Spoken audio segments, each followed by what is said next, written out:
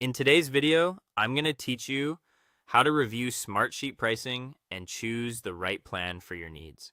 To get started, open the official Smartsheet pricing page in your web browser.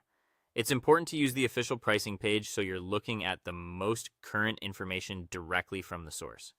Pricing, feature availability, and plan details can change over time, so this helps you avoid making a decision based on outdated information from third-party websites. Once you're on the pricing page, take a moment to review the listed plans. You'll usually see several options designed for different types of users, from individuals and small teams to larger organizations. As you look through the plans, focus on the purpose of each one and who it seems to be intended for. This gives you a quick sense of which options are likely to match your situation before you go deeper. Next, compare the monthly and yearly prices. Many software platforms show both billing options, and the yearly price often comes with a discount compared to paying month to month.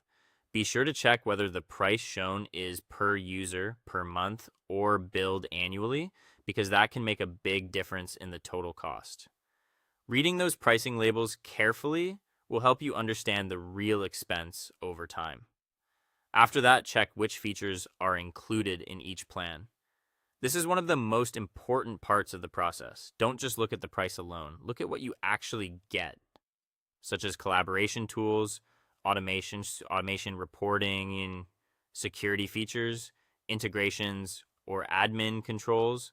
A lower cost plan may seem attractive at first, but if it doesn't include the features you need, it may not be the best value.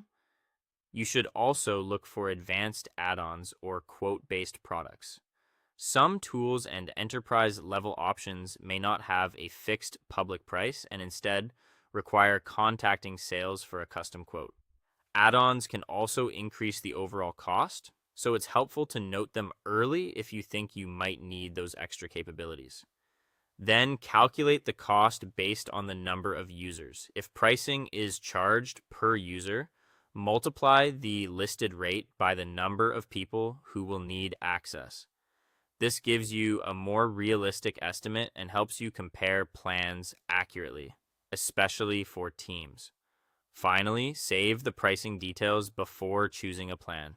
You can take a strong screenshot, copy the information into a document, or write down the plan names, prices, and key features.